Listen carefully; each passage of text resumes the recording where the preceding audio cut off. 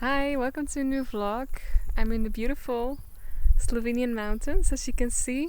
We're gonna go for a hike today and I have no idea where this hike is gonna go, how long it's gonna be, what we're gonna see, because my boyfriend completely organized everything. He just asked me if I wanted to go somewhere today and he told me to put on my hiking clothes and bring my hiking stuff, and that's all I know. So when we left this morning, I had no idea where we're gonna go. By now I do know where we are, of course. We just parked the car and we are in the west of Slovenia near Soča. Soča is one of my favorite places in Slovenia and I haven't been here this year, so I'm really happy to be in this area.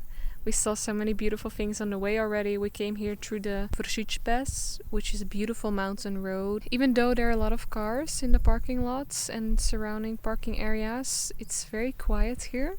And yeah, I'm very curious to see where we're gonna be ending up today. I'm gonna take you along, of course. While we were driving here, I was trying to figure out where we were gonna end up, and I was completely off. I didn't think we were gonna be driving this far.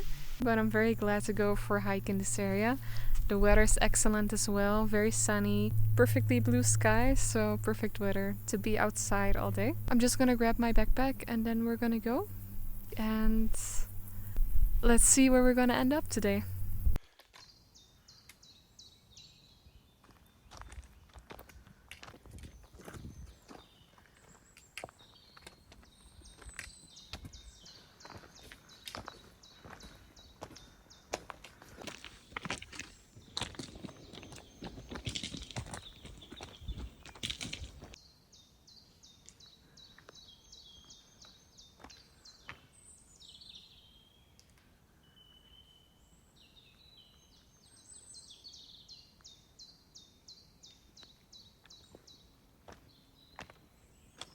We're 40 minutes into the hike. It was pretty wide for the first 40 minutes and relatively steep, but now it's getting narrower. As you can see here, it's like a narrow path and we're basically just zigzagging up the mountain. Follow these red dots. And that's the case for every hike in Slovenia. You always gotta follow the red circles with the white dot in the center. I see a beautiful view. I wouldn't mind the change of scenery because the path is a little monotonous this first part. Let's see.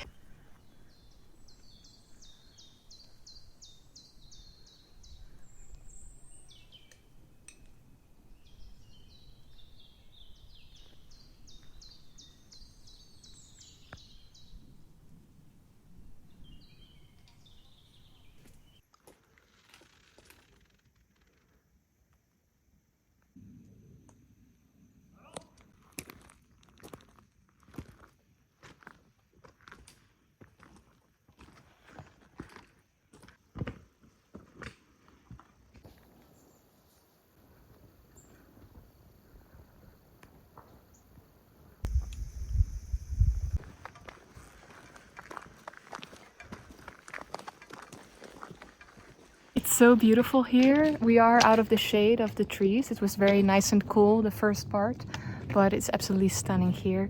So much sun and so green. Quite interesting. It's like a snow meter, so you can see April for every year, going back as far as 1990s or even 1988, and it shows you exactly how high the snow was. So the highest one was in 2009 and it was 3.5 meters, which is hard to imagine considering how tall this thing is.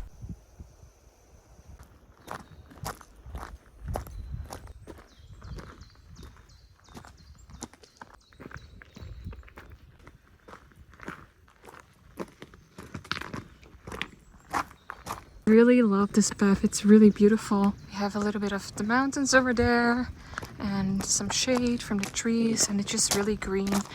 There are all types of flowers next to. And there's a little cave.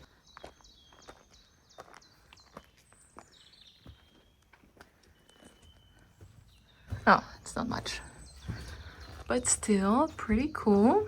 I'm just taking a little break, but here's what I've learned so far.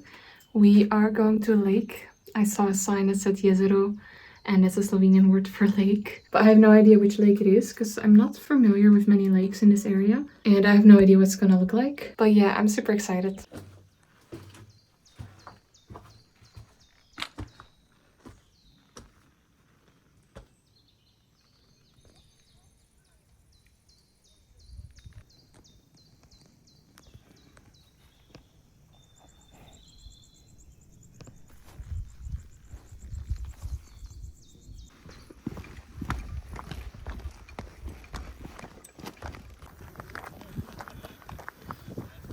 right here.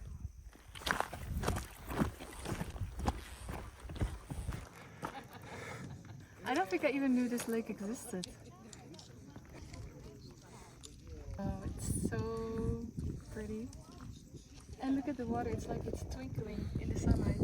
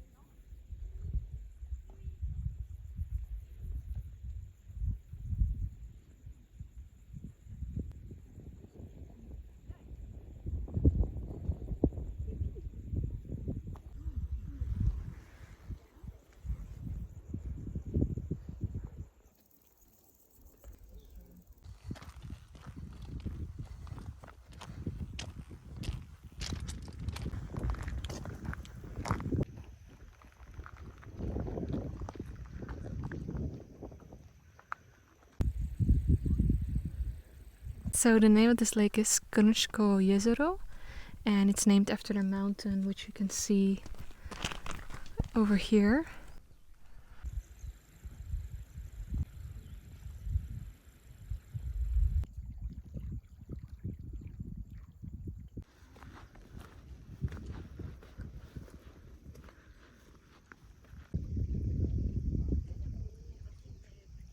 I've just sat down under this tree to get a little bit of shade and rest a little bit before we're gonna hike back.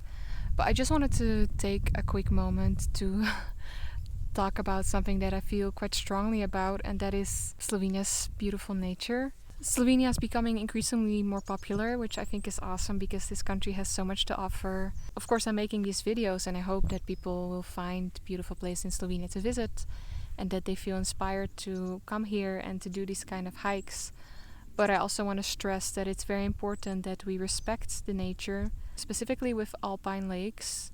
They are very, very fragile, the ecosystems, so it's important that we don't just go in there to swim. You know, we have lotions on, we have sunscreen on, and you know, we have all these bacteria on us and lots of other things that just don't belong in these lakes. Same goes for dogs. I understand that if you have a dog, it's super difficult not to let them play in the water, especially after a warm summer day hike, but it's just important that we protect these places and that we leave them in the state that we find them in, and so that they can stay beautiful for many generations to come. Same goes for trash. Something that always irks me is when people leave toilet paper, tissue paper when they use the outdoor toilets. Please just bring some garbage bags or like plastic bags to carry it with you and throw it away at home. It just doesn't belong in nature, and unfortunately when you do your business and you leave a trace, like you leave toilet paper, other people are gonna do the same. You know, people are much less likely to leave something if there's nothing there. But if you're leaving toilet paper, then you're kind of giving a signal that it's okay for other people to do as well, because if one person does it, then the other must be able to do as well. And it's just, you know, it's not very nice. On to more positive notes, this place is incredible. I don't think I really knew about it. The name sounds kind of familiar, but there's so many lakes and I never even thought about doing this hike. So I'm really glad that my boyfriend decided to go here today. The weather's also amazing. I had a little friend, a little butterfly that was very, very friendly and stayed with me up until about halfway around the lake, because it got quite windy and so we had to depart. Yeah, I'm just gonna enjoy the view a little bit more and then we're gonna hike back. If you're interested in some statistics, elevation should have been around 800 and you mostly do it in the beginning. So the first 1 hour and a half ish is quite a bit of a climb. So don't let that deter you, because once you get to the sort of flatter area of this hike, it's just absolutely stunning. And then the lake itself is already worth it. But even the part before it was so gorgeous that I would have gone on this hike just for that part. And then it took us 2.5 hours, and it's a very easy route. It's not technical at all. It's not scary if you have a little bit of a fear of heights like me. This hike is perfect. It's no exposed areas. It's very relaxing to walk. The path is never really too narrow. There's narrower parts, but even those are not as narrow as they can be. I mean, there are parts here in Slovenia where the path is like as wide as one shoe, basically. Also, I just feel really, really lucky that I get to live in this country and see places like this just on a regular first day. This is honestly my dream, and I will never get enough of the mountains. But that's enough talking for me. Time to go back.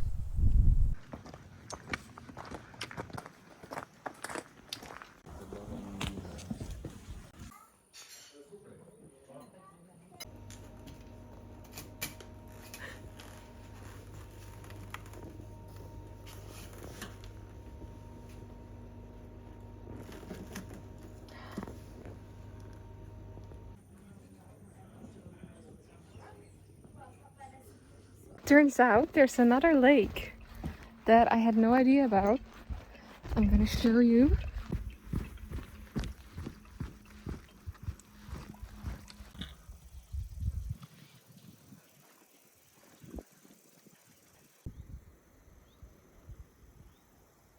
The ground is pretty muddy, and as I was walking over there to take a photo on this rock, I thought to myself, wow, this is a perfect place for snakes to be. And as I thought that, I saw one come out of the grass, but it went away very quickly because it obviously heard me coming and then it went into the water. But I also see that there's loads of sort of little salamanders in the water, so I'm gonna try to find some. And I'm hoping to see another snake. Oh, look at that! There's lots of dragonflies, and you can see the little salamander over here, but it's quite far, so maybe there is one closer by. Huge dragonflies, by the way.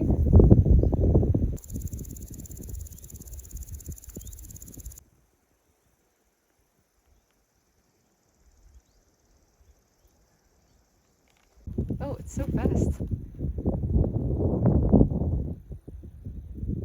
It's very scared of me, I notice. Another snake.